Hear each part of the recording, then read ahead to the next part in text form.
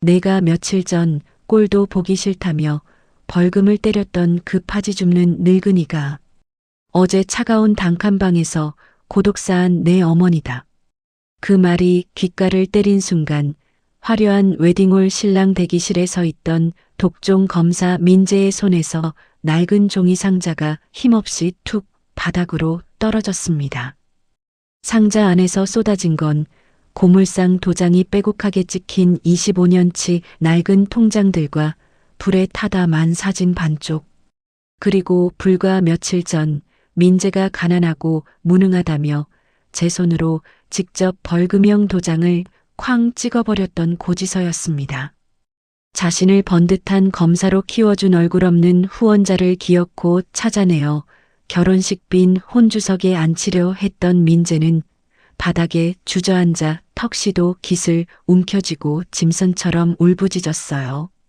6살 보육원 철창문 앞에 자신을 매몰차게 버렸다고 평생을 증오했던 사람. 왜 그녀는 전신에 끔찍한 화상을 입은 채 25년을 숨어 남의 쓰레기를 뒤져야만 했을까요? 오늘의 사연 지금 시작합니다. 고급 한정식 집의 두꺼운 미닫이 문이 닫히자 방 안에는 노수저가 사기 그릇에 부딪히는 달그락 소리만 무겁게 내려앉았습니다. 창밖으로는 평화로운 정원의 대나무가 바람에 흔들리고 있었지만 식탁 위의 공기는 얼음장처럼 차가웠어요. 맞춤 정장을 단정하게 차려입은 민재는 입안의 음식을 삼키지 못한 채 젓가락을 내려놓았습니다.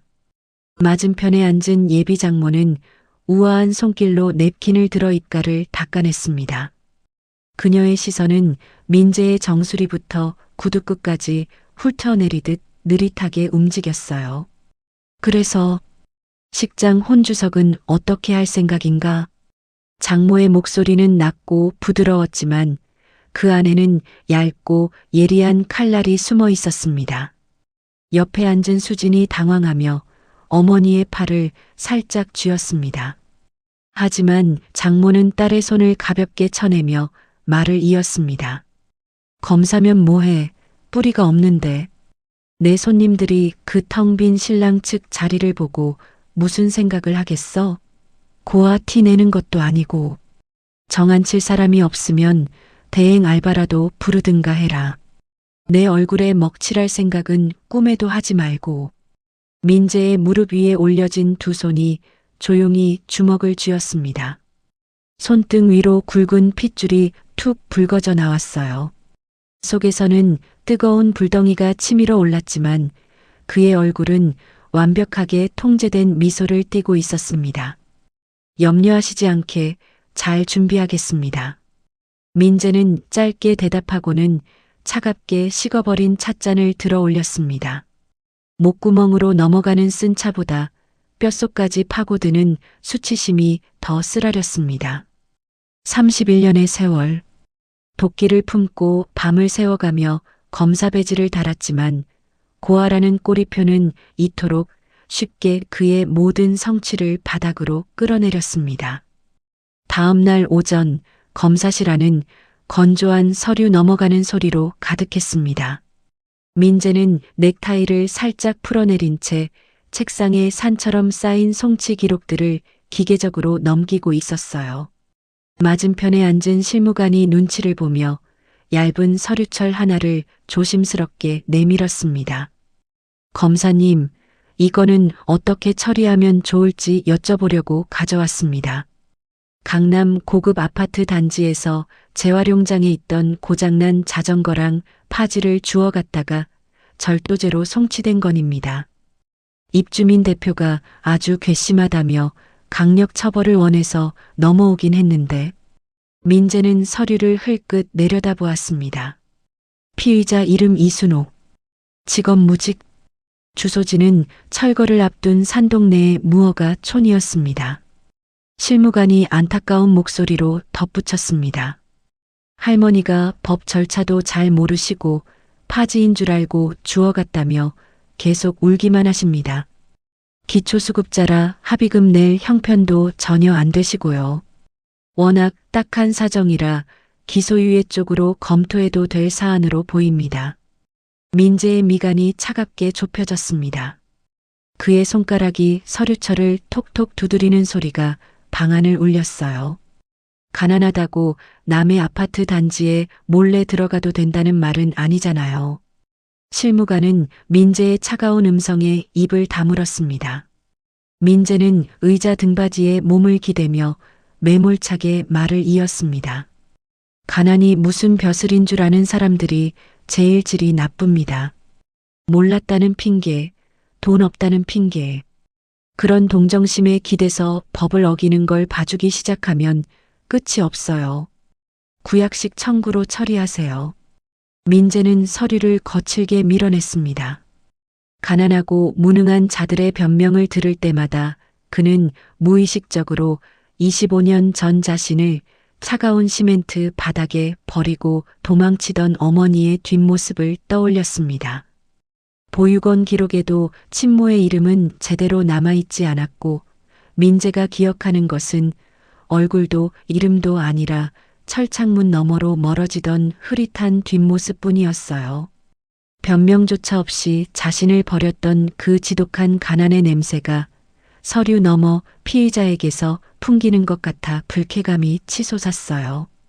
답답함을 느낀 민재가 차가운 물이라도 마시려 검사실 밖으로 나섰습니다. 형광등 불빛이 차갑게 내려앉은 복도 끝 딱딱한 대기 의자에 한 노인이 몸을 웅크리고 앉아 있었습니다. 계절에 맞지 않는 두꺼운 카디건을 껴입은 노인은 바닥에 닿을 듯 고개를 푹 숙인 채 심하게 몸을 떨고 있었습니다. 무릎 위로 모아 쥔 두 손은 온통 붉고 쭈그러든 화상 흉터로 뒤덮여 있었어요. 낡아 빠진 운동화 끝은 흙먼지로 새카맣게 얼룩져 있었습니다. 민재는 무심코 지나치려다 실무관이 들고 있던 서류 속 사진과 눈앞의 노인이 겹쳐지는 것을 느꼈습니다. 파지를 주었다는 그 노인, 이순옥이었습니다. 민재의 구두 발소리가 노인의 앞에 멈춰섰습니다. 이순옥 씨 맞으세요. 낮고 서늘한 민재의 음성이 복도를 울렸습니다. 그 순간 노인의 굽은 어깨가 눈에 띄게 크게 흠칫거렸어요. 그녀는 황급히 고개를 더 깊숙이 숙이며 흉터 가득한 두 손으로 낡은 카디건 자락을 생명줄처럼 꽉 움켜쥐었습니다. 가난하면 남의 물건 함부로 탐내도 되는 줄 아셨습니까?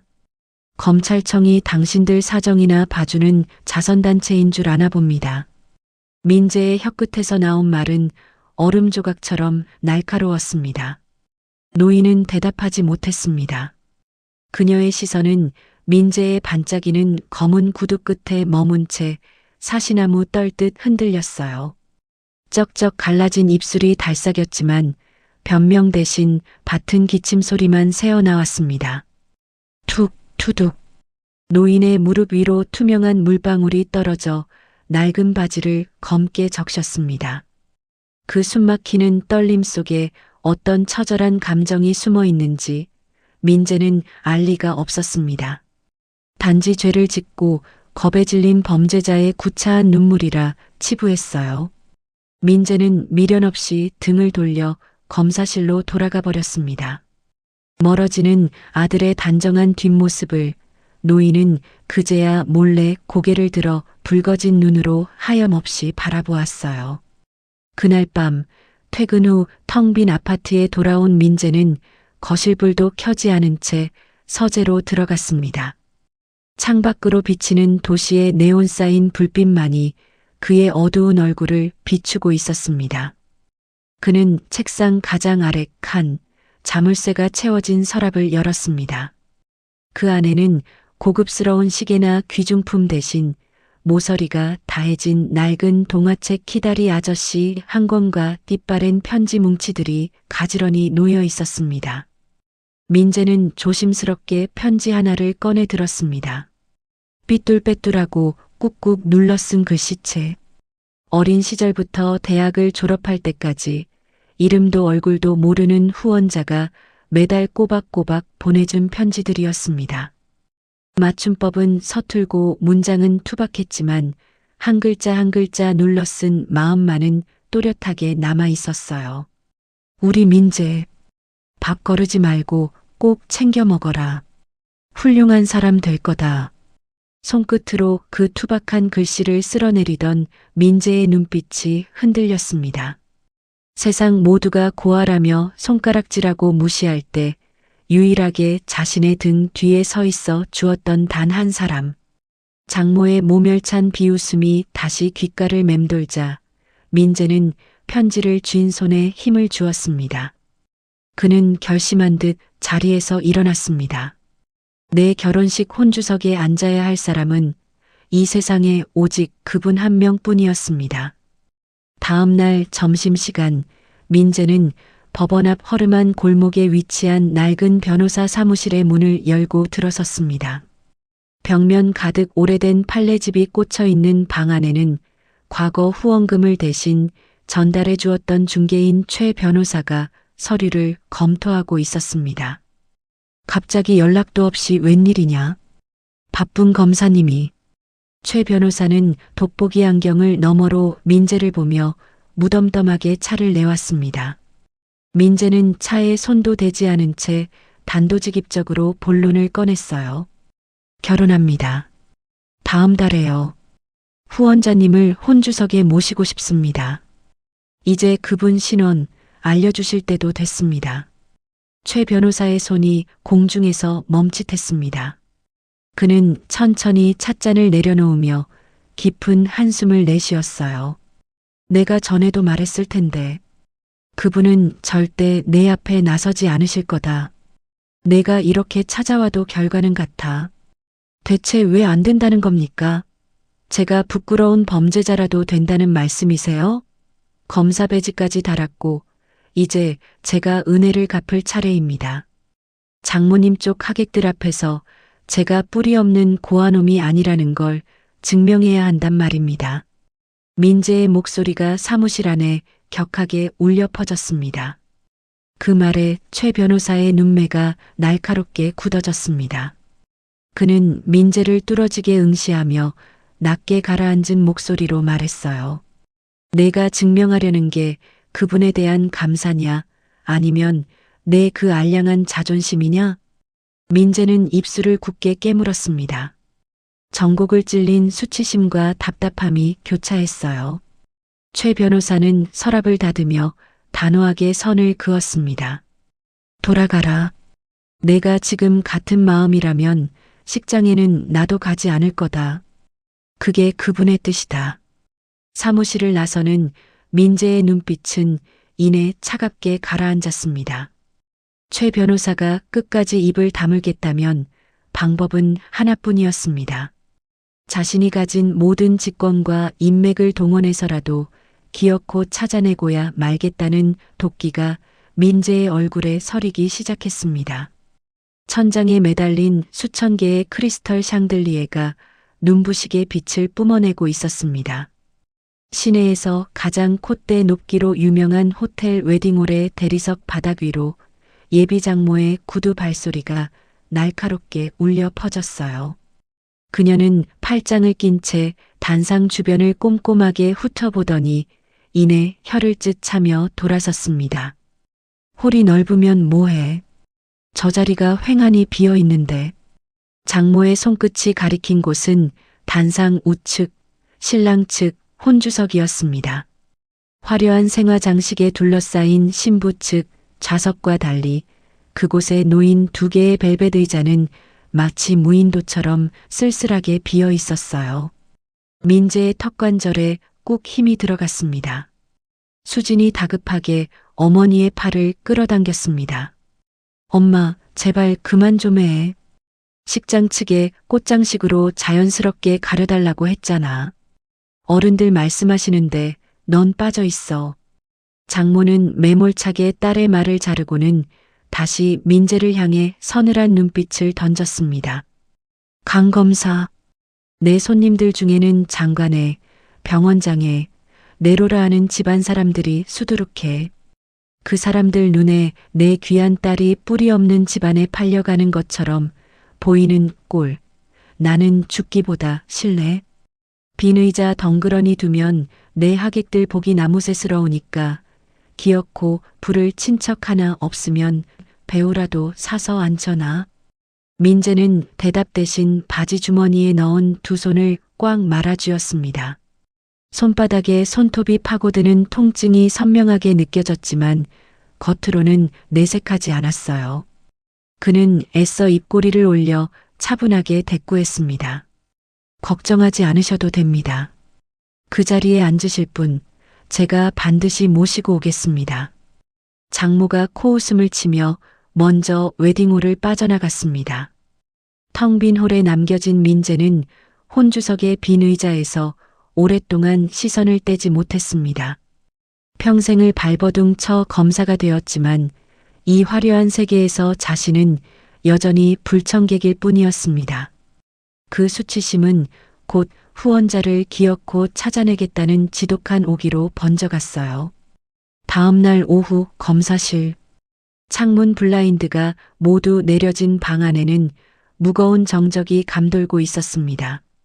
민재는 책상 너머에 선 실무관에게 노란색 메모지 한 장을 건넸습니다. 메모지에는 최 변호사의 이름과 그가 관리하는 오래된 재단 계좌번호가 적혀 있었어요. 비공식적으로 알아봐야 할 일이 있습니다. 민재의 낮게 가라앉은 목소리에 실무관은 메모지를 받아들고 당황한 기색을 감추지 못했습니다. 검사님, 이건 영장도 없이 개인적으로 25년 전 계좌 내역을 역추적하는 건 명백한 직권 남용입니다. 자칫하면 징계를 넘어 옷을 벗으실 수도 있는 사안이에요. 알고 있습니다. 공식 기록을 건드리지 말고 최 변호사님이 예전에 운영했던 재단 공개 자료와 남아있는 후원금 입금 흔적부터 확인하세요. 그 계좌로 돈을 입금한 진짜 실소유주가 누군지 그 하나만 알아오면 됩니다. 실무관은 민재의 단호한 눈빛에 더는 토를 달지 못하고 짧은 한숨과 함께 고개를 숙였습니다. 민재는 등받이에 깊숙이 몸을 기대며 눈을 감았습니다. 자신의 모든 것을 걸어서라도 기필코 그 얼굴 없는 은인의 손을 잡고 식장에 당당히 서고 싶었어요. 며칠 뒤 주말을 맞아 민재와 수지는 결혼식 최종 리허설을 위해 다시 식장을 찾았습니다. 상담을 마치고 화려한 회전문 밖으로 걸어 나온 두 사람은 잠시 차를 기다리며 골목 앞에 서 있었어요. 강남의 고급 상권이 밀집한 그 화려한 거리 한 구석에 어울리지 않는 낡은 리어카 한 대가 위태롭게 세워져 있었습니다. 리어카 뒤쪽 전봇대 그림자 밑에 한 노인이 몸을 숨기고 있었습니다. 목부터 손등까지 화상 흉터가 가득한 노인, 순옥이었습니다. 고급 아파트 단지와 상가가 몰려 있어 파지가 많이 나오는 이 동네는 순옥이 매일같이 땀을 흘리며 리어카를 끄는 구역이었어요. 종이 상자를 주워 담던 순옥은 멀리서 걸어 나오는 아들의 모습에 심장이 멎는 듯 했습니다. 맞춤 정장을 입은 민재와 새하얀 원피스를 입은 수진의 모습은 마치 다른 세상 사람들처럼 눈부시게 빛나고 있었습니다. 순옥은 자신도 모르게 한 걸음 앞으로 나섰다가 새카맣게 때가 탄 자신의 운동화 끝을 내려다보고는 황급히 기둥 뒤로 몸을 숨겼습니다. 흉터투성이인 자신의 손이 아들의 그 눈부신 인생에 티끌이라도 묻힐까 두려웠습니다. 그때였습니다. 참으려 애썼지만 깊은 곳에서부터 끓어오르는 기침이 터져나왔어요. 콜록, 쿨럭, 컥. 피 섞인 기침 소리가 골목을 울렸습니다. 차를 기다리던 수진이 깜짝 놀라 고개를 돌렸습니다. 어머, 저 할머니. 피 토하시는 거 아니야? 오빠 어디 아프신가 봐. 수진이 걱정스러운 얼굴로 다가가려 하자 민재가 그녀의 팔을 단호하게 낚아챘습니다. 그의 시선은 전봇대 뒤에 웅크린 채 낡은 카디건 자락으로 황급히 입을 틀어막는 순옥의 초라한 뒷모습에 머물렀습니다. 얼마 전 검찰청 복도에서 보았던 남의 파지를 훔쳤다던 그 비루한 늙은이였어요. 민재의 눈빛에 혐오감이 스쳤습니다. 우리가 신경 쓸 일 아니야. 저런 사람들은 동정심 보이면 끝도 없이 달라붙어. 그래도 너무 위태로워 보이시는데. 차 왔어. 타자. 민재는 수진을 억지로 차에 밀어넣고는 차가운 얼굴로 문을 닫아버렸습니다. 매끈한 세단이 미끄러지듯 멀어져가는 모습을 순옥은 전봇대에 몸을 기댄 채 숨죽여 지켜보았어요. 가슴을 쥐어뜯듯 아파오는 통증 속에서도 아들의 멋진 모습을 눈에 담은 순옥의 주름진 입가에는 희미한 미소가 번지고 있었습니다.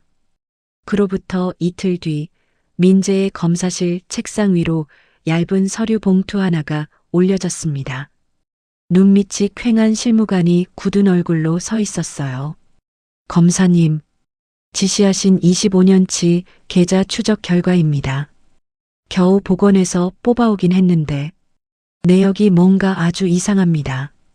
민재는 서둘러 봉투를 뜯어 내역서를 꺼냈습니다. 번듯한 대기업이나 이름 있는 복지재단 혹은 숨겨진 재력가의 이름이 적혀 있을 거란 그의 예상은 첫 장을 넘기는 순간 보기 좋게 빗나갔어요.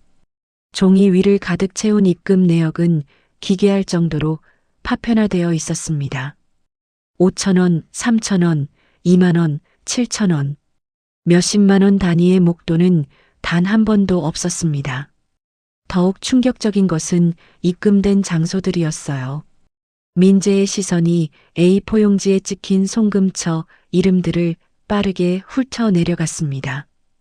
대성고물상 앞 ATM, 제1인력사무소, 중앙시장 공중전화압기기. 이게 다 뭡니까? 왜 입금처가 다 이런 빈민가 동네입니까? 민재의 목소리가 당혹감으로 미세하게 떨렸습니다. 실무관이 마른 침을 삼키며 조심스럽게 대답했어요. 보시는 그대로입니다. 이 후원자, 정기적으로 돈을 보낼 수 있는 형편의 사람이 아니었습니다. 매일 고물을 팔거나 일용직 노가다를 뛰어서 번 돈을 10원짜리 하나 안 남기고 그날그날 쪼개서 보낸 흔적입니다. 민재는 숨을 멈췄습니다. 서류를 쥐고 있는 그의 손끝이 차갑게 식어가는 것을 느꼈어요. 25년 동안 매달 몇십만 원씩 맞춰져 들어왔던 자신의 학원비와 책가, 보육원의 지원금과 장학금으로도 모자랐던 순간마다 누군가는 쓰레기통을 뒤지고 막노동판을 전전하며 그 빈자리를 메워왔던 것이었습니다. 그 돈이 누군가 피를 말려가며 모은 하루치 목숨값이었다는 사실이 머릿속을 강타했습니다. 대체 당신 누구야? 민재는 서류에 적힌 낡은 고물상 이름들을 노려보며 지씹듯 중얼거렸습니다. 텅 빈 혼주석을 채워줄 화려한 구원자일 줄 알았던 후원자의 실체. 그것은 민재가 그토록 혐오하고 멸시에 맞이 않던 가장 밑바닥 삶의 진흙탕 속에 묻혀 있었습니다.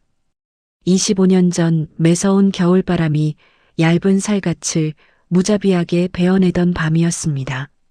낡은 보육원의 녹슨 철창문 앞에 작은 그림자 하나가 우두커니 서 있었어요. 자기 몸집보다 훨씬 큰 성인용 외투를 뒤집어 쓴 6살 민재였습니다. 엄마, 엄마. 어린아이의 목이 찢어질 듯한 울음소리가 텅 빈 골목을 울렸습니다. 가로등 불빛조차 닿지 않는 어두운 흙길 끝으로 익숙한 여자의 뒷모습이 멀어지고 있었어요. 민재는 굳게 닫힌 철창을 작은 두 손으로 쥐고 흔들며 발버둥을 쳤습니다. 하지만 여자는 끝내 단 한 번도 뒤를 돌아보지 않았습니다. 짙은 어둠 속으로 완전히 사라져버린 그 매몰찬 뒷모습. 어린 민재는 차가운 시멘트 바닥에 주저앉아 밤새도록 울음을 삼켰어요. 그날 이후 민재의 기억에 남은 어머니는 또렷한 얼굴도 정확한 이름도 아니었습니다. 철창문 너머로 멀어지던 뒷모습과 끝내 돌아보지 않았다는 배신감만이 선명했어요.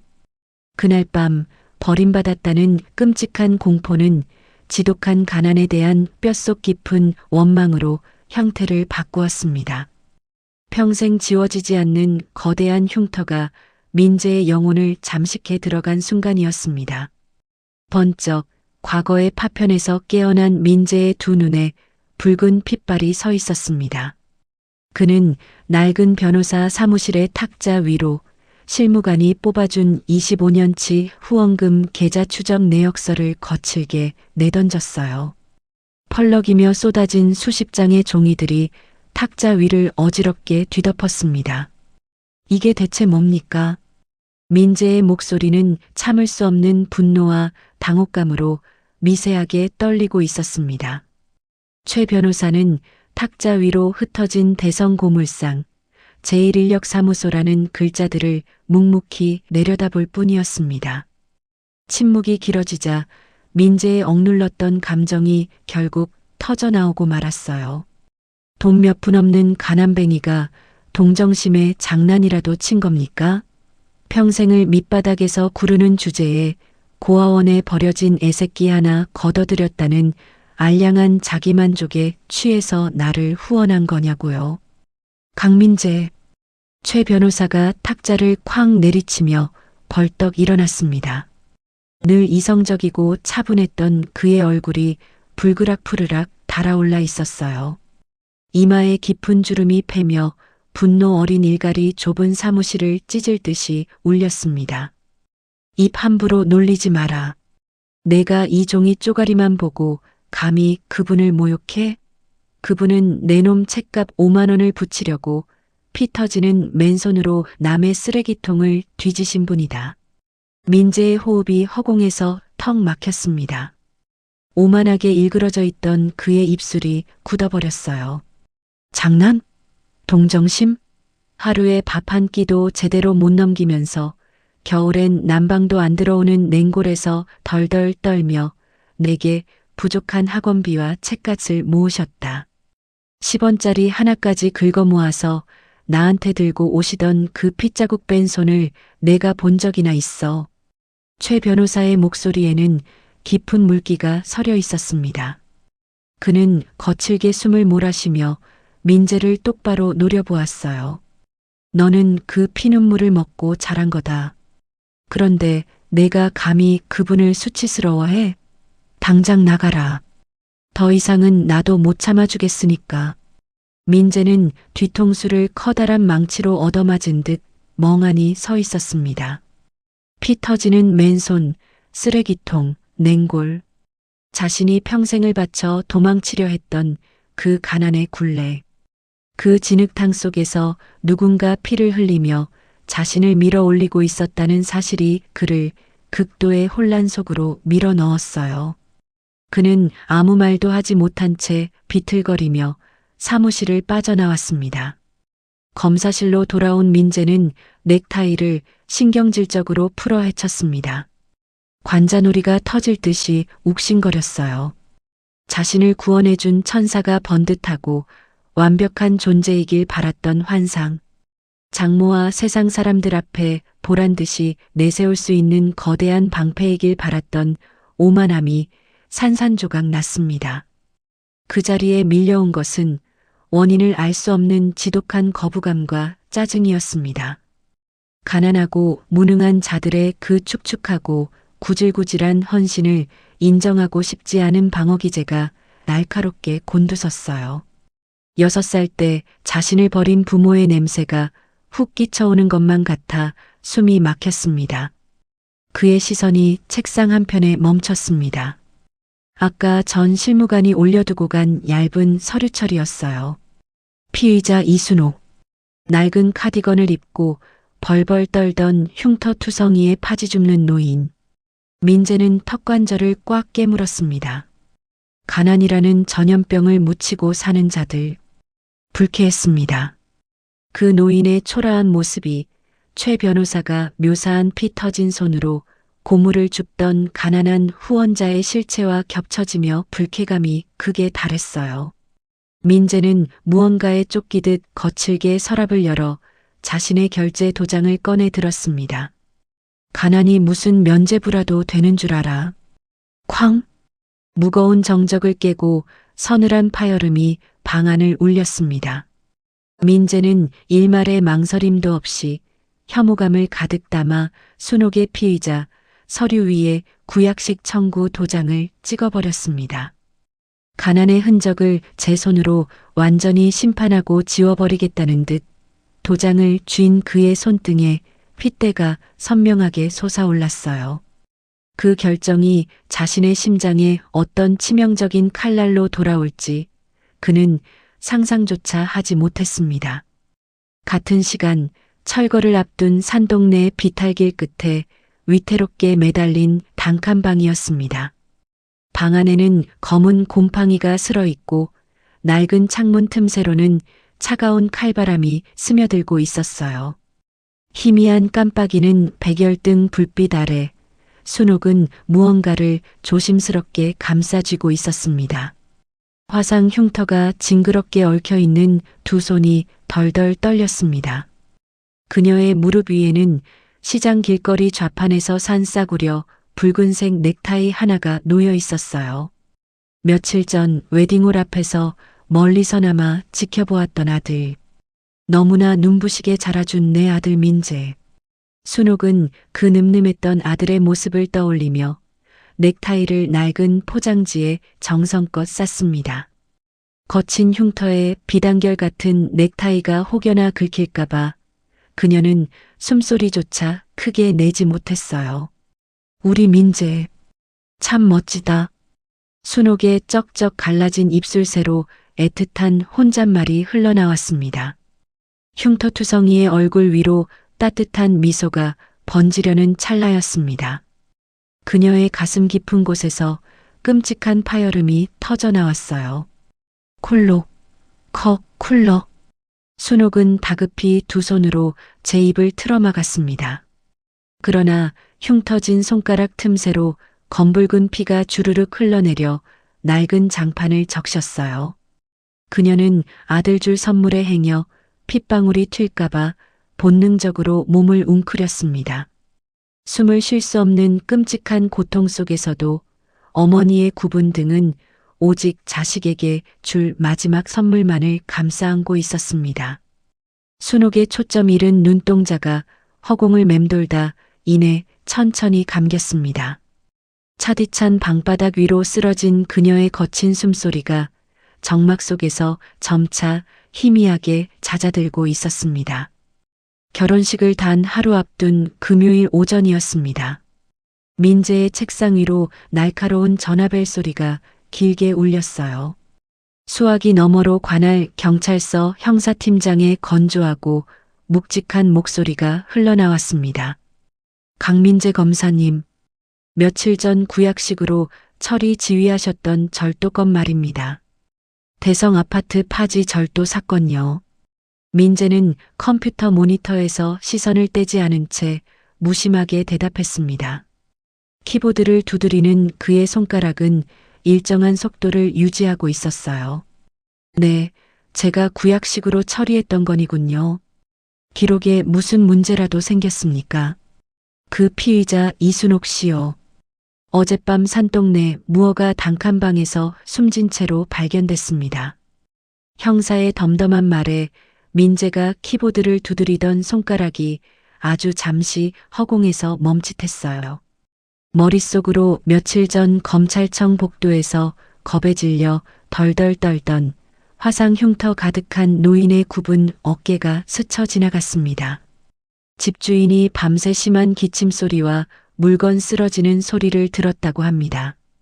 그런데 아침까지 아무 인기척이 없고 문 앞에 우유팩과 고지서가 그대로 쌓여 있어서 신고를 했어요. 문을 따고 들어갔더니 바닥에 피를 한 웅큼 토하고 쓰러져 계시더라고요. 날씨도 차가운데 연탄도 다 떨어져서 방바닥이 얼음장이었습니다. 가족으로 확인되는 사람은 없고 방 안 서랍에서 내가 죽으면 최 변호사님께 전해주세요라고 적힌 낡은 봉투 하나가 나왔습니다. 그 연락처로는 따로 연락해둔 상태입니다. 피의자 사망하셨으니 공소권 없음 의견으로 기록 다시 송치하겠습니다. 형사의 상세한 보고에도 민재의 얼굴에는 일말의 동요나 안타까움이 떠오르지 않았습니다. 그는 서늘하게 가라앉은 눈빛으로 책상 위를 굴러다니는 펜을 툭 밀어내며 대답했어요. 네. 절차대로 서류 꾸며서 올리세요. 종결 처리하겠습니다.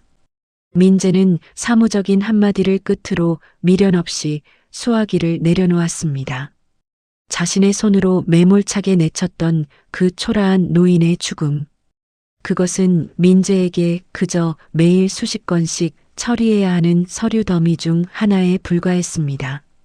자신이 얼마나 끔찍한 나비 효과를 불러온 것인지, 그 서류 속 망자가 누구인지 그는 꿈에도 짐작하지 못했어요.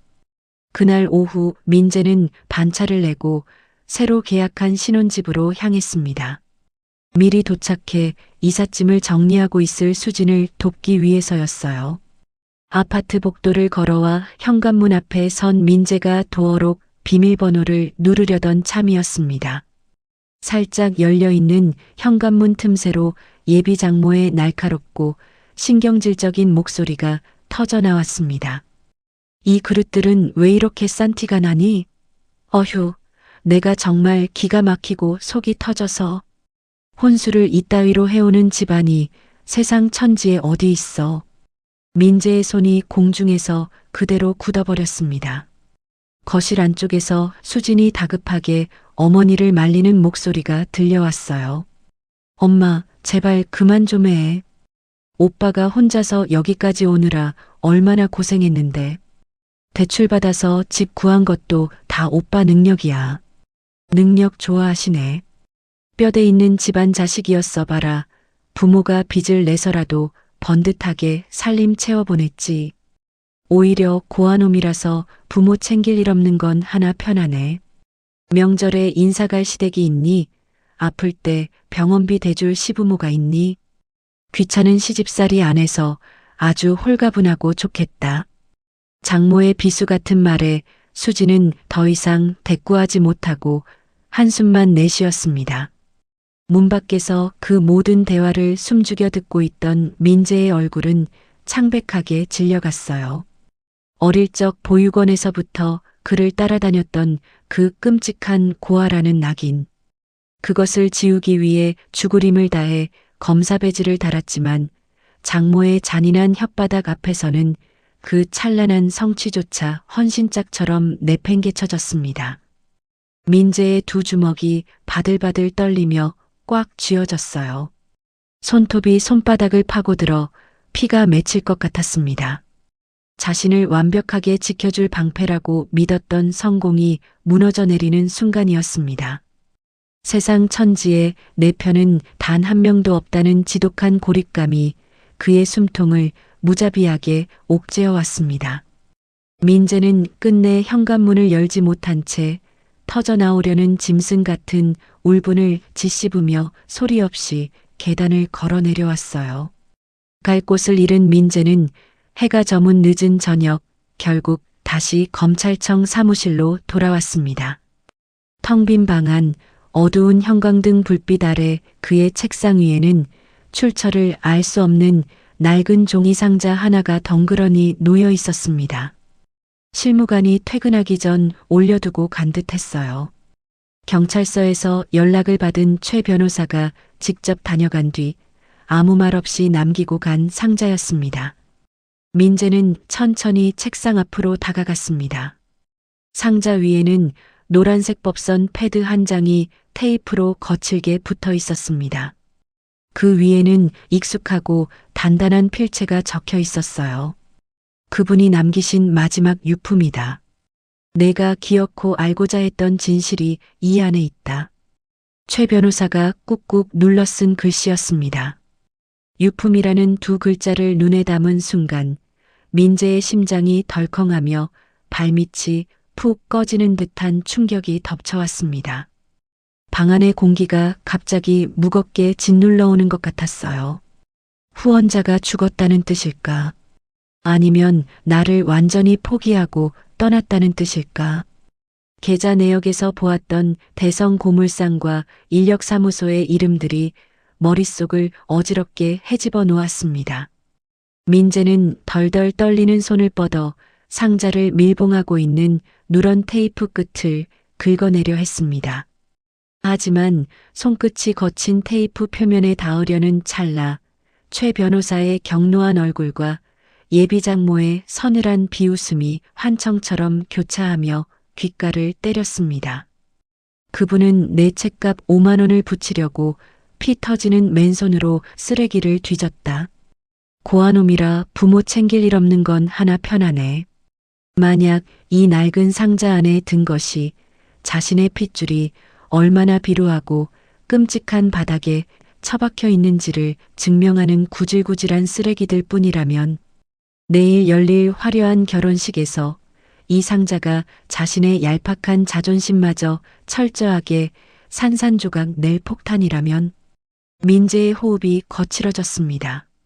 상자를 바라보는 그의 두 눈동자가 극도의 두려움으로 흔들렸어요. 짓밟히고 싶지 않다는 본능적인 방어 기제가 그의 이성을 완전히 마비시켰습니다. 결국 민재의 손이 힘없이 밑으로 떨어졌습니다. 그는 결코 상자를 열지 못했어요. 민재는 도망치듯 그 낡은 상자를 거칠게 품에 안아들고 누가 쫓아오기라도 하는 것처럼 검사실을 빠져나왔습니다. 외면하고 싶은 진실을 마주할 한 줌의 용기조차 그에게는 남아있지 않았습니다. 드디어 날이 밝았습니다. 민재의 인생에서 가장 완벽해야 할 결혼식 당일 아침이었어요. 시내 한복판에 자리 잡은 최고급 호텔 웨딩홀은 아침부터 화려한 생화 장식과 웅장한 클래식 음악으로 가득 차 있었습니다. 일찌감치 도착해 맞춤 턱시도로 갈아입은 민재는 텅 빈 웨딩홀 한가운데 우두커니 서 있었습니다. 화려한 크리스털 샹들리에 불빛 아래 예식장 직원이 단상 우측의 혼주석 의자 2개를 하얀 수건으로 닦아내며 가지런히 정리하고 있었어요. 신부 측 좌석은 하객들을 맞이할 준비로 분주해 보였지만 오직 신랑 측 혼주석 2자리만이 얼음장처럼 차갑게 비어 있었습니다. 민재는 그 텅 빈 2개의 의자에서 시선을 뗄 수 없었어요. 최고급 원단으로 지어진 턱시도를 입고 있었지만 거대한 홀 안에 혼자 남겨진 자신의 모습이 벌거벗은 것처럼 한없이 초라하고 비참하게 느껴졌습니다. 세상에서 가장 축복받아야 할 오늘 그의 가슴 한가운데에는 뻥 뚫린 듯한 거대한 공허함과 뼈가 시린 외로움만이 소용돌이치고 있었습니다. 신랑님, 홀 리허설 끝났습니다. 이제 하객분들 오시기 전에 대기실로 이동하셔서 쉬시겠습니다. 예식장 직원의 정중한 안내에 민재는 무거운 발걸음을 천천히 돌렸습니다. 돌아서는 그의 한 손에는 어젯밤 끝내 열어보지 못한 채 밤새 뜬 눈으로 지켜보기만 했던 그 낡은 종이 상자가 들려 있었어요. 대기실로 향하는 붉은 카페 뒤를 걷는 민재의 발걸음은 납덩이를 단 것처럼 무거웠습니다. 손에 들린 상자의 무게가 마치 수천 근의 바위처럼 그의 손목을 짓누르는 듯 했어요. 진실을 품은 상자는 여전히 굳게 닫혀 있었지만 민재의 귓가에는 알 수 없는 불길한 파열음과 같은 기침 소리가 계속해서 환청처럼 맴돌고 있었습니다. 신랑 대기실의 문고리를 잡은 민재의 손끝이 파르르 떨렸습니다. 두 눈을 질끈 감은 그는 깊은 숨을 삼켰어요. 이제 더 이상 물러설 곳은 없었습니다. 피할 수 없는 진실의 상자를 기어코 제 손으로 열어야 할 시간이었습니다. 화려한 신랑 대기실 안 샹들리에의 조명이 차가울 정도로 밝게 빛나고 있었습니다. 민재는 굳은 얼굴로 대기실 문을 닫고 안에서 잠금 장치를 걸어 잠갔어요. 바깥에서 들려오는 하객들의 웅성거림과 경쾌한 클래식 연주 소리가 일순간 차단되었습니다. 방 안에는 숨막히는 정적만이 남았습니다. 민재는 소파 테이블 위에 낡은 종이 상자를 조심스럽게 올려놓았습니다. 넥타이를 거칠게 끌어내린 그의 이마에는 식은 땀이 맺혀 있었어요. 거칠게 숨을 몰아쉰 그는 마침내 떨리는 양손으로 상자를 밀봉한 누런 테이프를 뜯어냈습니다. 찌익하고 테이프가 뜯겨나가는 파열음이 대기실 안을 날카롭게 찢었어요. 민재는 조심스럽게 상자 뚜껑을 열었습니다. 훅 끼쳐오는 짙은 곰팡내와 낡은 종이 냄새에 민재는 숨을 멈췄습니다. 상자 안에는 놀라울 만큼 초라한 물건들이 들어 있었어요. 모서리가 다 달아빠진 수십 건의 통장 다발, 그리고 그 아래에 깔린 빳빳한 종이 한 장. 마지막으로 바닥에 놓인 불에 타다 만 사진 반쪽이었습니다. 민재의 시선이 가장 먼저 통장 다발에 꽂혔습니다. 통장 겉면에는 대성고물상, 제1인력사무소라는 조잡한 도장들이 빼곡하게 찍혀 있었어요. 10원 단위까지 긁어 모아 이체한 기록들이 페이지마다 피눈물처럼 새겨져 있었습니다. 그의 손이 느릿하게 다음 물건을 집어 올렸습니다. 그것은 며칠 전 자신이 검사실에서 직접 도장을 쾅 찍어 넘겼던 바로 그 구약식 청구 처분 통지서였습니다. 피의자 이순옥, 죄명 절도, 벌금 50만 원 상당의 약식 명령을 구한다는 내용이 적혀 있었습니다. 하지만 그 종이는 온전한 상태가 아니었어요. 통지서 위에는 누군가 각혈을 한 듯 검붉은 핏자국이 섬뜩하게 말라붙어 있었습니다. 핏자국이 스며든 통지서를 쥔 민재의 손끝이 사시나무처럼 떨리기 시작했습니다. 마지막으로 바닥에 남은 사진 반쪽. 가장자리가 불에 그을려 시커멓게 타버린 그색이 발에 흑백처럼 보이는 낡은 사진 속에는 6살의 어린 민재를 품에 안고 활짝 웃고 있는 젊고 고운 여자의 얼굴이 담겨 있었습니다. 사진을 집어든 민재의 눈동자가 극도로 팽창했습니다. 머릿속 하얀 도화지에 며칠 전 복도에서 낡은 카디건을 입고 덜덜 떨던 흉터투성이의 노인과 25년 전 보육원 앞에 자신을 버리고 도망치던 젊은 어머니의 뒷모습이 한순간에 겹쳐졌어요. 정확한 얼굴도 이름도 잊었다고 믿었던 기억이 불에 그을린 사진 한 장 앞에서 무너져 내렸습니다. 민재의 입술 사이로 의미를 알 수 없는 짐승 같은 신음이 터져 나왔습니다. 발밑이 산산조각 나며 끝없는 심연으로 추락하는 듯한 끔찍한 충격이 전신을 덮쳤습니다. 쿵, 쿵, 쿵. 그때 대기실 문을 부술 듯이 두드리는 소리가 정막을 깼습니다. 민재는 초점이 풀린 눈으로 비틀거리며 걸어가 잠금 장치를 풀었어요. 문이 열리자 검은 상복 차림에 왼쪽 가슴에 상주를 뜻하는 국화꽃을 단 최 변호사가 서 있었습니다. 가지 않겠다고 했던 식장에 마지막 진실을 전하기 위해 찾아온 얼굴이었습니다. 그의 두 눈은 붉게 충혈되어 있었고 표정은 차갑게 얼어붙어 있었어요. 너는 끝까지 오만하구나. 최 변호사의 갈라진 목소리가 민재의 고막을 찔렀습니다. 그는 민재가 손에 쥐고 있는 피 묻은 처분 통지서와 반쪽짜리 사진을 참담한 눈으로 내려다보며 말을 이었습니다. 보육원에 널 맡기기 며칠 전이었다. 내 어머니는 단칸방 화재에서 불길 속에 잠든 널 온몸으로 껴안다 전신에 끔찍한 화상을 입으셨다. 응급치료만 겨우 받고 나온 뒤에도 그 흉측하게 변한 얼굴과 끔찍한 가난이 눈에 넣어도 아프지 않을 내 앞길을 망치고 괴물이 될까봐 스스로를 지우고 평생 남의 쓰레기를 주우며 널 키우신 거다. 민재의 다리에서 힘이 완전히 풀렸습니다. 그는 바닥으로 쿵 무릎을 꿇고 주저앉았어요. 시야가 무섭게 흔들렸습니다. 최 변호사는 턱시도를 입고 주저앉은 민재를 자비 없이 벼랑 끝으로 밀어 넣었습니다. 내가 며칠 전 가난한 범죄자라며 멸시하고 내 손으로 구약식 천국까지 밀어붙였던 그 노인이, 그리고 어제 연탄도 떨어진 차가운 단칸방에서 피를 토하며 홀로 숨을 거둔 그 노인이 바로 25년을 숨어 살았던 내 어머니다. 아, 아니야, 아니야. 민재는 바닥을 긁으며 짐승처럼 울부짖었습니다. 머리카락을 쥐어뜯으며 스스로의 가슴을 미친 듯이 내리쳤어요.